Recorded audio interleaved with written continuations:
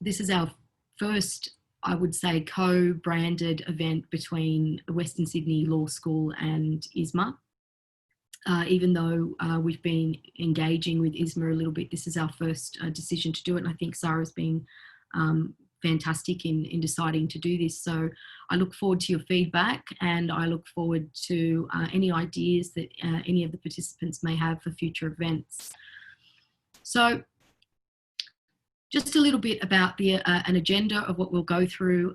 The first element that I'll go through will be about communicating your corporate purpose and developing trust. And so I will just briefly speak to how this has evolved, the idea that corporations can be seen as more than just agglomerations of private contracts and private interests, and looking at how powerful institutions are, how large and small corporations, their conduct does have substantial public implications, whilst they thrive and also whilst they fail to thrive. The public is impacted. And also looking at how, I'll just briefly discuss how corporations are increasingly becoming vehicles for achieving social change. And I wanted to say positive social change because I do enjoy examining how companies can be involved in positive social change, but also we can see how sometimes companies can be involved in some negative and quite destructive situations that are bad for communities and for, you know, bad for any kind of positive social change ahead. So the other thing that I just wanted to mention is that, you know, companies are increasingly hanging around for a little bit longer. And so I guess when you look at and I'm talking about the larger companies, you know, when they've been around for such a long time, and, you know, they're in your community, they're involved in community efforts and things like that, you often think, well, why would I just wait for, you know, the government of the day to be elected in my favour to get the, you know, outcomes I want? If there are companies that are aligning with my values, maybe I'll want to work with them. Maybe I'll want to invest in them. Maybe I'll want to see how I can be involved in any initiatives. And so I think in that respect, sometimes companies can really be involved in initiatives that influence and assist communities. And we'll go a bit more into that later. The second element I'll look at is the evolving community expectations of companies. And I'll be addressing that with how this has evolved over time, and how the recent pandemic has forced companies to really now look at what are some broader stakeholder interests, who are we impacting with the decisions we're making, and obviously a lot of questions have been put to companies to think about the safety and well-being of their employees, looking at ways to lead change in not wanting to contribute to communities being harmed during this virus, and also helping people retain jobs, and how the state has been involved in that as well. And the other thing is, the third element I've put is corporate pivots. And so this is really where companies have not only pivoted in what they do, that's created community momentum, but there's been two types. There's one that's been mandatory as a result of businesses having to comply with their government orders. But then there's also been the very voluntary initiatives taken on by corporations that have built momentum in pivoting what they do. And I'll give some examples of that later and how that's really helped. Number 4, the importance of corporate social responsibility. I'll just briefly discuss that, but really a lot of these themes, they all are interwoven, and so they're not really separate, they're all quite together. And then some emerging issues for directors of companies in making decisions now, given that probably pre-pandemic, what they could justifiably say, well, that's a decision I made because that was for the benefit of the company. And now having to really look at this pandemic and saying, well, have I actually made a decision that's for the benefit of the company if I've just disregarded all of these things that the community and other businesses are doing and seeing as important to the survival, long-term survival of business? Am I going to get sued by shareholders for making these decisions, or am I going to get sued in general for not upholding my duties as a director? So that, I think that that's definitely something that is impacting boards and decision makers, executive management. And if any of the participants have any specific issues that they would like addressed, please feel free to just put in the chat. Okay, so why is it important to communicate your corporate purpose and develop trust? So I think at the moment that companies would benefit greatly in being very truthful about their corporate purpose, because I think that it helps with developing trust. And a lot of companies are doing this at the moment on social media. They are putting forward information about what their purpose is, what they are doing, how they are reporting, how they are contributing to positive initiatives during this pandemic. And they are doing this in order to connect and be a lot closer to their communities. And also, obviously, it's a way to really benefit and brand better during a time where community is probably going to be looking at businesses and judging what are they doing at this particular time for the communities. It's interesting because there are so many arguments in this space, and it really all depends on how you look at this. Many people would say, well, my company is not thriving, I'm not making any money, why should I care about, what's happening down the road when I can barely pay my bills? And I don't think anyone's asking, businesses to sort of dig deep holes into their income and go and financially, put themselves back to a point where they will be judged if they couldn't. But I think at the moment, if businesses that have always had a specific ethos about their corporate purpose being about community, or being about the environment, or being about, empowering or closing the, closing the gap with, inequality, or looking to empower women, then I think this is a really important time for business, because people will look back and say, what did you do for women when the coronavirus impacted so many women trying to flee domestic violence? Or what did you do? If these are the statements that you have made in your business, and you've put this online, and you've put this in your, on your website, and you've made this part of your corporate purpose, did you actually do that? And did you ask that question during that time? Because I guess when you think about what can come of that is you might be accused of being dishonest, or, putting information up during a time when you didn't actually do what you said you were going to do.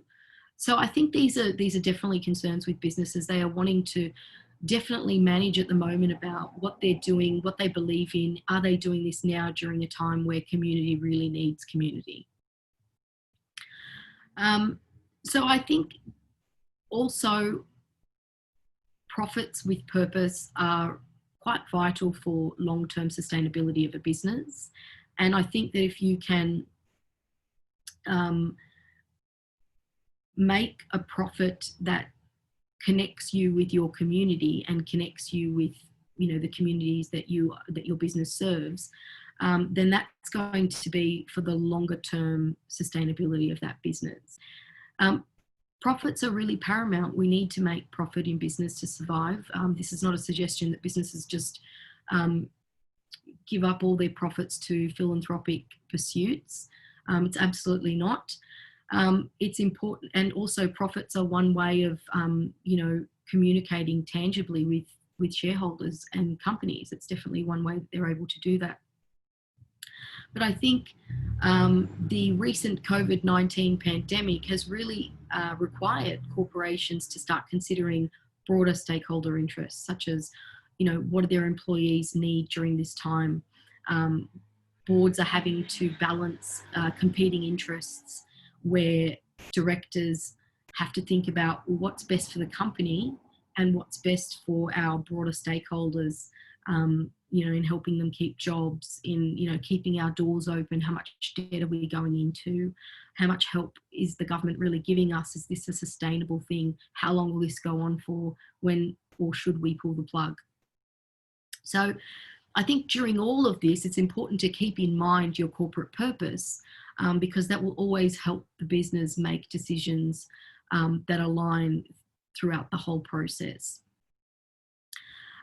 This whole idea of corporate purpose and it being a way to develop trust, it's not new. And I'll just go no further back than 2018, when the CEO of BlackRock, Larry Fink, he wrote a letter to all of the CEOs, and he basically, he wrote a letter to all of the CEOs of major corporations in America, and he had he led a discussion about how companies play quite an important role in society, and how companies need to acknowledge that society is demanding that companies, both public and private, they serve a social purpose in order to prosper over time. And this has been something that's really flowed on since then. You've had the American Business Roundtable. They only just last year released a statement on the purpose of a corporation and how a corporation needs to acknowledge the importance of business playing a vital role in the economy, in creating jobs, in fostering innovation, in providing goods and services. And this Business Roundtable, the statement really committed to delivering value to customers as one of them. So wanting to deliver value to customers, investing in employees, dealing fairly and ethically with suppliers, supporting communities in which they work, and generating long-term value for shareholders. Just give me a sec, I'll just look at this.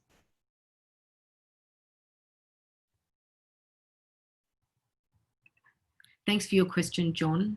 Could you just clarify a little bit more so I can answer that later?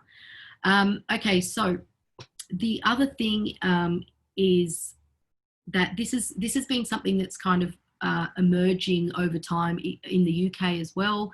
They changed their director's duty, Section 172 of the Companies Act. They put in a bit of extra elements within their legislation to allow for broader stakeholder considerations as well, to allow boards to think more purposely about these other stakeholders when they are making plans about making profit. So the British Academy in the UK has also undertaken a study to create a framework for what they call the future of a corporation, and that's being led by an Oxford professor, Colin Mayer, and he kind of, he rejects shareholder primacy, which means that, you just have to make profits for the company, and that's really essentially a profit for the shareholder, and that you don't need to consider anything else. He rejects that as a corporation's sole goal, and he argues that a corporate purpose should be implemented by establishing, creating both value economically, but also thinking about the social well-being of those business decisions. And then there's been so many responses with business, during this pandemic, wondering what they can do. I'll just give you a few examples of what our university is doing. So Western Sydney University is clearly impacted by the stop on international students coming into Australia. Our international student income has decreased. And even though that has happened, a lot of our business leaders have donated a percentage of their income to an international student fund to help international students that are here, that are experiencing financial constraints, that are not in a position to just get on a plane and go home. And they have helped disadvantaged students in, getting laptops, in trying to help them, within this situation by being a bit more lenient, offering discounts for future fees, getting our education students to help any staff that have homeschooling to sort of get their education students to get some experience, whilst also helping staff that need to work from home in lockdown with children. And looking at how they can support, say, female researchers that might be put back during this pandemic because they are busy with children and predominantly being the primary caregiver in a lot of the situations. And so these are just a few small examples of Western Sydney University. There are so many. We've also, a lot of the staff have put their hands up for community engagement, being involved in volunteering and helping local communities, delivering food to, students who have lost their jobs, who are, struggling financially. So there really is a lot that the organisation is doing, whilst they can't sort of have students on campus. They're trying to do other things around that. And a lot of that has been on, donations, people coming together and doing what they can.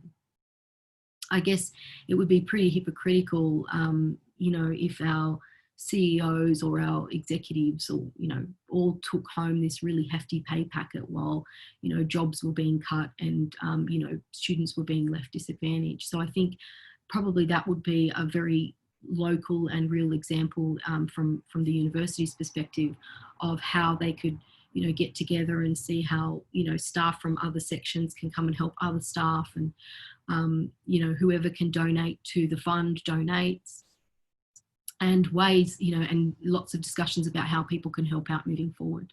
So these are just a few things that demonstrate community cohesion and aligning with your values as much as you can, even though there might be a big gaping hole in your income at the moment. Now, just looking at the evolving community expectations, pre-COVID, as I was sort of saying earlier, the modern corporations have been increasingly seen as vehicles for social change. And so I think that society's evolving expectations in relation to the role that corporations should play within the business community has really intensified over time. And I think that the predictably longer term presence of successful corporations means that business's voluntary commitment to leadership and social change and social issues, they really have the power to surpass communities' shorter-term reliance on the political promises made by the government of the day. So I think that, there continues to be a real shared core deep concern for, how corporations affect humanity, and keeping in mind that, corporations are run a lot of the times, just the ones that we see hiring humans, they're there for people, for services for people. So I guess you would want to see that there is something there that doesn't just take from the community, but also gives back in some way. I know that, Woolworths, prior to this whole pandemic, Woolworths wanted to sort of showcase their commitment to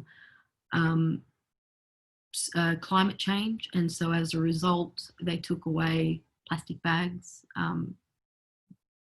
free plastic bags, and that's really gotten customers to think more about whether or not they're going to bring their own bags, buy another plastic bag and actually pay for it, or use reusable bags. And that's just one very small initiative. Companies are doing lots of things. So I guess this pandemic has really forced everyone to think, well, what's important to our communities now and why? And has this always been important to our communities? And who can we look to as somebody who can lead this change? Who can we look to? And certainly, we have looked to big business to help out. I know that a lot of businesses are helping with making resources, going over time with producing more because of the shortages in particular products. And really, one might say that there's been a bit of a re-emergence of this communitarian view. The corporations are powerful and they carry substantial public implications. That's one argument that you could say. I kind of think that companies that have wanted to have this focus and purpose and always have and always will. I think it's really now asking the question that even if you want to make profit just for your shareholders and you don't want to be doing anything else, you don't want to have to think about your supply chains, you don't want to have to think about keeping someone's job open, you don't want to have to think about how your business is going to look later. I think community will start to want to ask those questions moving forward. I mean, if the Royal Banking Commission is any example of the fact that the finding after the Banking Royal Commission was complete, community started to really ask questions and say, well, we put money with our banks, we leave them with trust. We want to make sure that they're doing the right thing by our communities, because if it wasn't for communities to trust them to invest our money or keep our money or loan us money, they wouldn't even be there. So what are they really doing to help everyday people? And especially now, banks are really jumping in and doing more. But prior to the Banking Royal Commission, no one was asking these questions. And oftentimes it takes a scandal or a disaster to really think, are we resetting the dial now? Do you think maybe we could talk more about what our business could be doing or should be doing more? I'm just trying to keep an eye on the time. Okay, I'll get to that in a sec, John. Thank you so much for your question, John. Okay, next, sorry. So just looking at corporate pivots, and I've been really interested in this area as a researcher, as an observer, but also someone who, I guess, within a university setting is doing, little things to sort of help where I can. But looking at, what businesses have been doing during this COVID-19 period, where they've decided to, pivot a little bit because they can. And so, fashion designers have come out and started, making masks. You've had alcohol companies or beer brewers that really started in particular.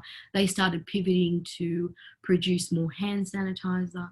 You've had, tech companies really and startups use their technology like 3D printers and things to make, to help make more swabs for COVID-19 testing. There's a bit of controversy around this, but SpaceX and Tesla manufactured ventilators, and well, if you follow the conversation on Twitter about it, but yeah, they've announced that that's what they've done, and they've delivered it to hospitals. So a lot of businesses have really pivoted. I know that a lot of, and if any of you guys have examples, that would be great. Just jump in and sort of give an example of something that you've observed that you found, really inspirational, I would say, for you moving forward, how that changes your perception of that business. But I know with restaurants, they've, put out they were doing a campaign, support your local business, deliveries. Everyone's really having to pivot to make sure that they can still run their business, keep their staff, and support community during this time. And if it's meant closing down their business, which is going to be have terrible consequences for a lot of small businesses and small to medium-sized companies that have had to just completely cease trading, especially businesses that just cannot get back up again, just would not be able to survive. Childcares and childcares can be another example where they've, in Australia, the government's offered free childcare, but are those childcares able to survive given what, how late that response was given? Was the money actually handed over? Was it the full fee? Did it actually help? I mean, we're going to have an opportunity to really look at whether or not these things actually helped and what businesses really did during this time. But I think, as Sarah mentioned earlier, what are we going to do in the next 6 months? I think look forward and think, when is this ending for our jurisdiction? What have we done? What can we done? Sorry, my apologies. What can we do moving forward? And maybe what has emerged with our business moving forward about maybe some renewed values and alignment? What has your business done to help during this time? And what does that mean for your community? Okay, I think I might be running out of time. No, just keep going. So businesses will close down as well. It's not all positive. Obviously, a lot of businesses will fail, and this will impact the community, lost jobs, debt, going into liquidation. Some companies won't even have money to put might not even have the money to put their company and get a liquidator. There are some real things coming up, and it's only a matter of time as they really start to unravel that we'll really understand the overall impact. But just looking at the fourth point, which is the importance of corporate social responsibility. As I said earlier, it's in Australia, it's not compulsory, it's not mandated. Certainly is mandated in India, and that's a very interesting jurisdiction to look at in terms of how they are dealing with their corporate social responsibility, how companies are made to donate, I think 2% of their profits to corporate social responsibility and how that's being handled. But in Australia, it's very much put in as a soft law initiative. It's reported on, but it's not compulsory, to the average medium-sized proprietary limited company. So I think it's very progressive where companies can use times like this to really connect with their communities, and this is certainly something that they can do on social media. But one might say, oh well, if you're doing all these wonderful things and then you're marketing it, are you really doing it for the greater good? Let's not forget businesses need to make a profit. So if you did something that was good for your business, and then that helps with the long-term sustainability of your business, and it helps you, get a profit later on, is that such a bad thing? Is that going to be such a bad thing to keep your business running? So it's not a not-for-profit sector where we're looking at, the charitable purpose being the only purpose. It's looking at ways that you can generate profits by looking at your company's purpose and how you can actually do that in a way that connects with not just your employees, but also your broader community, and how important that is moving forward for communities. And social media absolutely helps that. Now, I'm not going to sort of ignore the fact that there are a lot of companies at the moment making very generous, sweeping statements about what they've done. And in fact, it's probably not true. I won't say specifically at this point in time. But we will see this as well. We will see a lot of companies saying, oh, we did this, we saved the world. And in fact, it didn't happen at all. And also, this is the time where a lot of companies are using this as an excuse to just get rid of people, to not have to comply with the laws, and give the appropriate notice and saying, well, we had to make this decision. Thank you very much. So of course, there's going to be positives and negatives. But I think that if a company wants to think about its long-term sustainability, it really needs to think about moving forward. When you look back, were you proud with what you did? It's like looking back, during a war period, people will say, well, what did you do during the war to help? And I think that's, everyone's going to look back and ask what you did. And if you care about your brand and you care about your business purpose and reputation, it's certainly something you shouldn't ignore thinking about at this particular point in time, despite the different views on, what corporations should or should not be doing or how they should run, or and things like that. Lastly, what are some issues for directors before I take some questions? So I think moving forward, a lot of directors are going to be of companies. In addition to wanting to really think about how they have made an impact, or how they've connected with communities, and how they've pivoted at a time that was necessary. I think the question will be the decisions that they made, whether or not any of them will place them at risk. Will they be at risk for not maybe making a decision to close down the company sooner? Will they be at risk for maybe making decisions that could be proven to be premature decisions, and something that could bring about liability for boards? And these are really valid things to think about when you are a leader during a time where the goalpost keeps moving, the expectations are forever changing with news headlines, and the virus fears that have instilled communities as a result of witnessing what's going on overseas and in the different jurisdictions. Absolutely, it's going to be remembered what was done when, there were so many coffins lining up, or there was, rescue services were needed, people were left to be dying.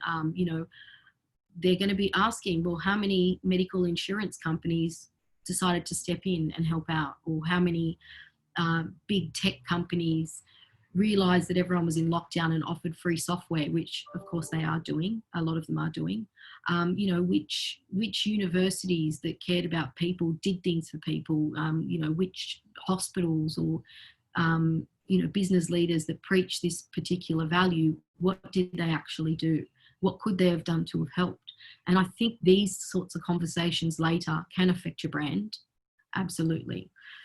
Reputational damage to business if societal expectations are not developed during the pandemic. That's not to say that you have to now become,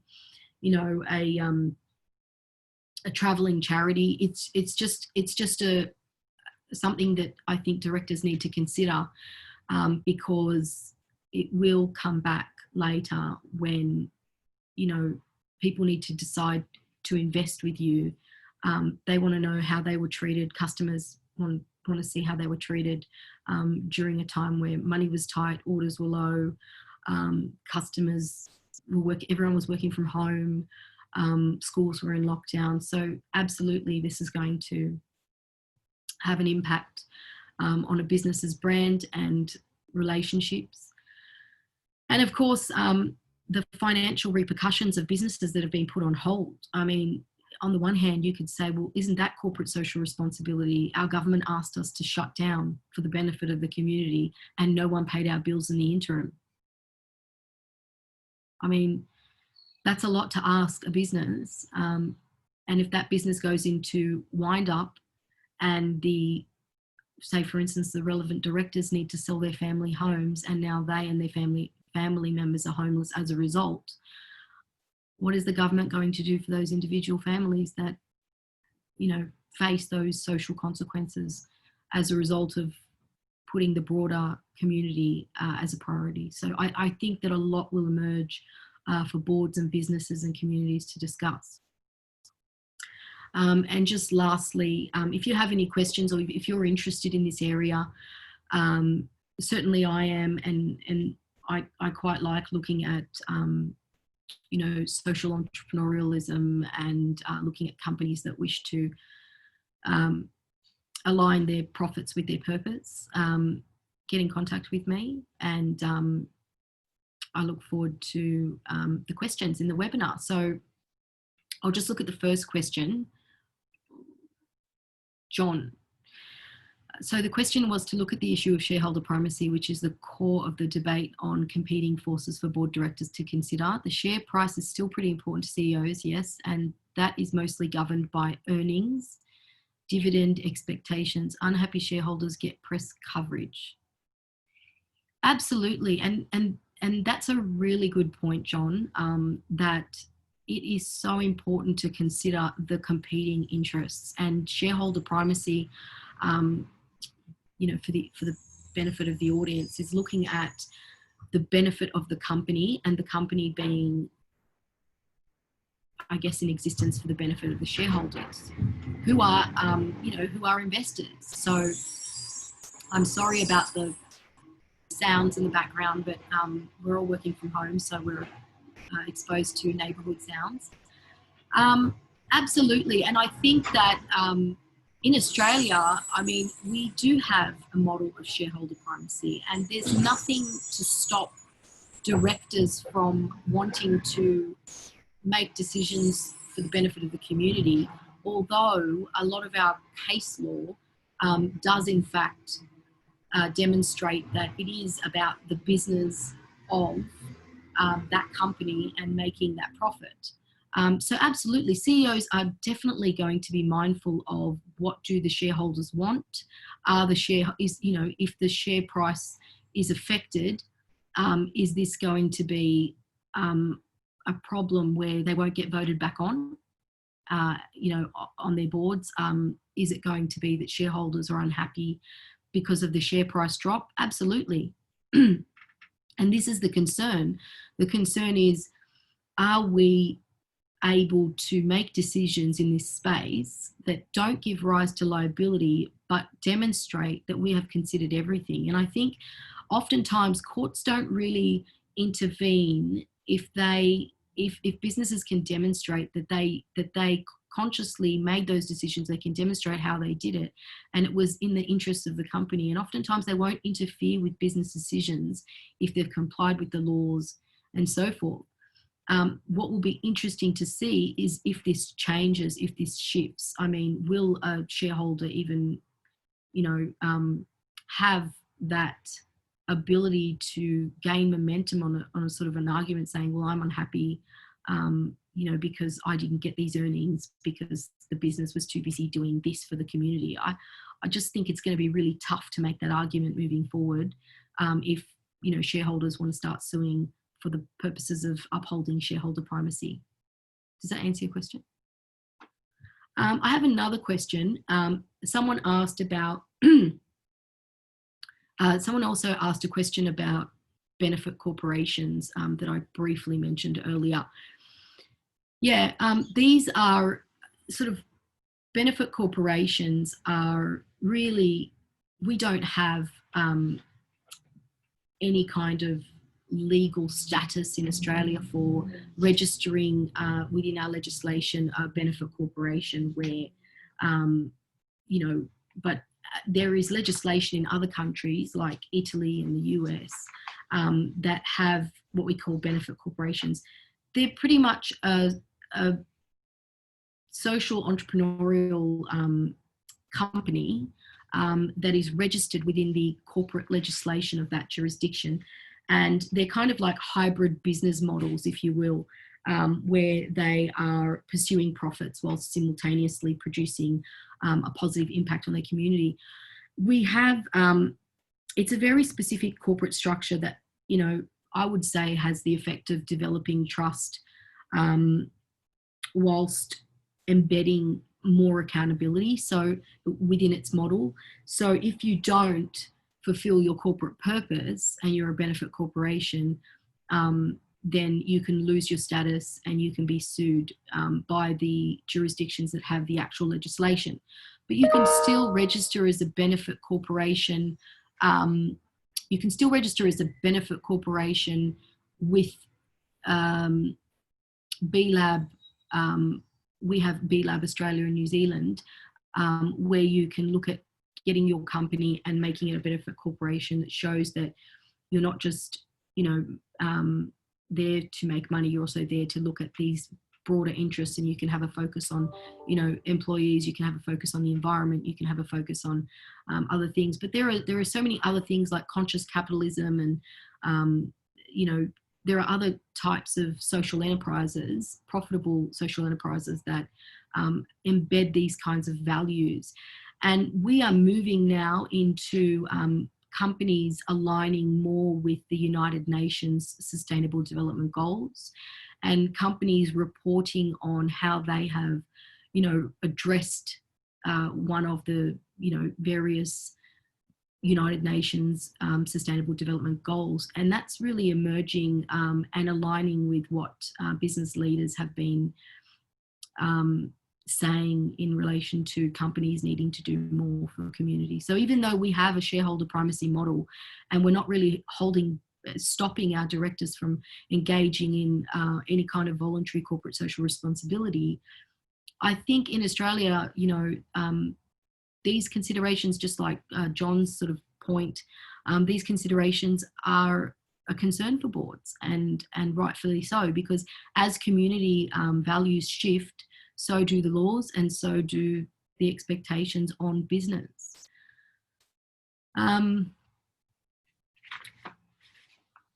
And just lastly, I think if you wanted to, I guess, check out benefit corporations, you could look at how to be a certified B Corp or a certified benefit corporation. You could look at, they've got an annual report online.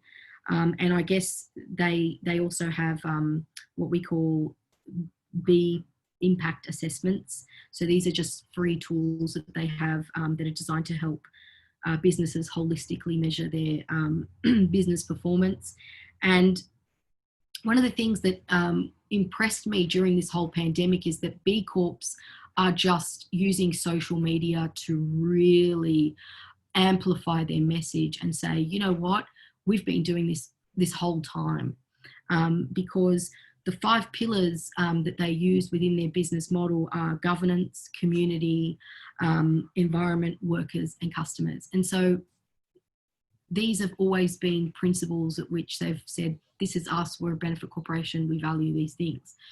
And they're audited and more accountability is placed on that particular model. We don't have that in Australia in our legislation, but we definitely have that as an option for companies to register as B Corps.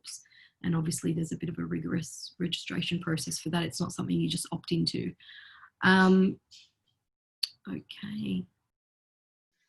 I think that's everything for now. Sarah, I'll just stop the share. I have unmuted myself. Grace, that was like really interesting. I'm not sure if anyone, hopefully you can hear me now. Yeah, I've unmuted myself. That was really interesting. And I know when we spoke about you putting this on, there were so many examples which you raised. You spoke about what's happening at, the university that you're at, and we spoke about companies like Ford, who have actually been suffering when we're thinking about shareholders. Their shares tumbled in the last couple of years, and to the point of concerns about whether Ford was even going to be in existence. And what we saw with the pandemic was that suddenly Ford has started making ventilators. So it's kind of, it's raised its brand back to the fore. And, another example that we spoke about were companies like Zara and H&M who, 5 minutes ago were getting pounded by the media because they were using, child labour and everything else. And now they've turned around and they're making protective, clothing. And so the whole, you know, there's probably still issues with them using child labour, but they've managed to use the corporate social responsibility issues to, in fact, almost resurrect their brand and shake off any dirt that was kind of left and put a positive spin on what they're doing. And at the same time, like you probably know more about this than I do, Grace, but I would imagine that for a company that's had to, you know, as you say, pivot, there are probably also, you know, various government grants and benefits and things that they're able to access through that anyway. I think so, Sarah, but I think also it also raises another issue, and that is that why are states intervening now in business decisions? Because, you know, they're not state owned. And so I guess, you know, lots of things, I think out of this, a lot will emerge. And I'll just say, Joseph, one of our webinar participants, put in a comment about a particular bank's image that's taken a major hit because ME Banks, that was a great example. Really good example, Joseph. And that's true. You will be criticised, and especially banks after the Royal Commission, where, you know, a lot was exposed about, you know, corporate greed and that not being okay anymore. Because let's not forget, it was pretty much allowed and rewarded and went unnoticed because of the cultures. And you know, I think you're right, Sarah, to say that a lot of these businesses have pivoted and done things for the community, because it's so important that at a time where it matters that your business is thinking, at least thinking about how have we really addressed this. Yeah, and you know, and just to kind of, we've got a couple of minutes before we close off, but you know, the big thing that you kept repeating, which I think is the real key lesson for any company, whether you're a listed company or a small company, is that, you know, profit is, I mean, no company exists to make no profit, to make a loss. I mean, unless you're a sole trader and you've got, you know, you can negative gear everything. But companies, big and small, are there to make a profit, to grow, to, you know, to benefit the founders who work generally so hard, and the workers to, you know, who support the companies. But I think what this pandemic has done is it's brought everyone back to basics. I think for a while there, companies were so focused on making massive profits that they really did kind of lose sight, even in some instances, of what they were really all about. So, yeah, I mean, there's been a lot of social. It gets back to the core, right? We're getting back to basics of the core of what does your brand mean? And you raise this, you know, what do you stand for? Yeah. Right. So, what are your products? What do you stand for? You know, it's basically walk the walk. You know, walk the talk. So, you know, if you're a company and you're looking at, well, how can I get through a really crappy period? It's really about looking at some of the examples that, you know, are being seen in the big end, at the big end of town, and then looking at your own company and saying, what can I do that actually will still keep my brand at the forefront and will remind customers of what we stand for? What does our brand stand for? What are our products? What's the underlying message? And what's the thing, the glue that keeps this company together? And then by involving yourself and allowing yourself to offer or turn or convert those services in order to even just survive through, at the end of this all, when everyone gets through that dark tunnel and into the light, I think that consumers will remember the brands that made the difference, that kind of went the extra step to help people within their capacity. You know, they could say, making a statement on your website to say, look, you know, we had to take, you know, extra finance, we had to ask staff to take one day less, but with that money, you know, we were able to do this. And I think, you know, we're able to save staff, we're able to help someone, you know, like, yes, absolutely. Yeah. Yeah, look, there are so many, I mean, this is a topic. I mean, obviously, look, everyone, you know, you heard from Grace which is probably a much bigger and a much deeper topic, you know, and I'm sure that Grace um, could could be speaking to everyone about individual, you know, issues and examples for days on end. There are so many examples out there. Um, but I think that, you know, as I said, Grace, it was fantastic. It was really interesting. And I think that the Thank message you for inviting was me. really clear. It was a really clear message about, you know, thinking laterally, like, you know, this is a pandemic. I think most companies have actually been through some sort of issue, you know, whether it's been, you know, the crash in 1989 or, you know, 9/11, the pre-GFC, the GFC, and they've all been very, very different. This, I think, is the first time that um, everyone has been really affected, um, very, very drastically affected. So what we've seen is even governments coming together and at least trying. I mean, you know, they're not perfect, like none of us are, but, you know, governments have made a real concerted effort to assist. And I guess that's the form of corporate social responsibility from a government point of view. Um, and, you know, when we look at even our own prime minister, I mean, I think from what I've been reading, like he's been getting, you know, a little bit, you know, less flack from the media because of how he's managed to handle, you know, a pretty horrible, you know, situation. And I think that is just something that is a lesson. Like, if you're a company and you're going through this, how you're seen as a leader and how you respond, like if it's done with authenticity, Absolutely. honesty, transparency, and, you know, you can still be empathetic and still be profitable at the same time. I think that that's If really you going to can, make yeah. a big If you, difference, right? yeah. If I you mean, can. if you can, you're not expected to trade to a No. point where you're trading insolvent. Obviously, there's, you know, Exactly. I Well, don't like that's a that different exposure. liability, isn't it? That's Yeah, a that's different the whole exposure. thing. And I didn't want to go too much into forensics of our corporate legislation and all the sections, because I am mindful this is not my corporate law class. You know, business, you know, participants are looking at so many angles.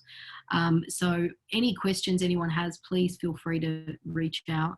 But I really appreciate you inviting me, Sarah, and I look forward to any future engagements that you may have in the. Yeah, no, thanks so much, Grace. It was a real pleasure to have you on. I mean, hopefully you can come back and talk to us all about, you know, the future of cryptocurrencies, because I have a feeling that what we're looking at now is a very, very different world. And so, yeah, I'm going to be calling on you, Grace. We'll be Yeah, and talking I about think cryptocurrencies.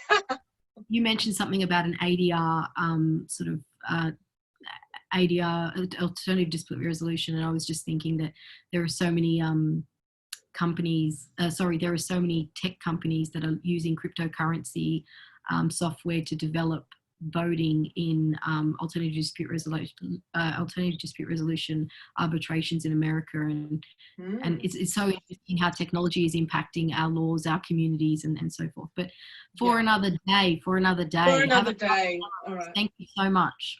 Thank you so much, and thanks everyone for attending. We will be sharing the video with everyone, and as I said, you know, you've got Grace's email at the end of the presentation, and we hope to see you at our next event, which we've got a couple of other events coming up, including one of the global heads. Actually, she's based in Amsterdam, which is a very cool city, also in lockdown.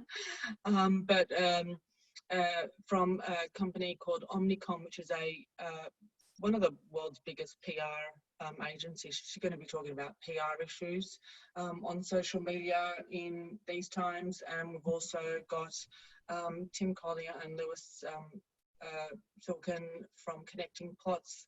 They're going to be doing a talk on how companies can actually benefit from retail, and this is going to be specifically aimed at the retail and hospitality industry, around influencers and there are a lot of influencers that are effectively sitting at home, twiddling their thumbs at the moment. So they're going to be doing an interesting webinar on, how companies can actually benefit and use influencers to their benefit in the next, 6 to 12 months. And we've got another webinar from Gareth Kidd, who is the director of Levity.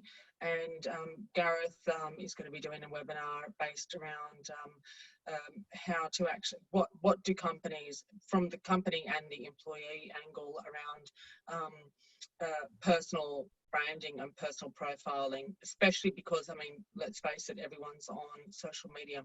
Even Zoom as a platform, which is traditionally video conferencing, has now become a social media platform of sorts. So, there's some interesting, topics. And as I said, and then Grace, you'll be doing that one on cryptocurrencies, hopefully. Oh, goodness. I'll have a think about it. Love your All right, thank you. Thanks very much, bye, everyone. guys. Have a lovely, lovely day. Okay, bye.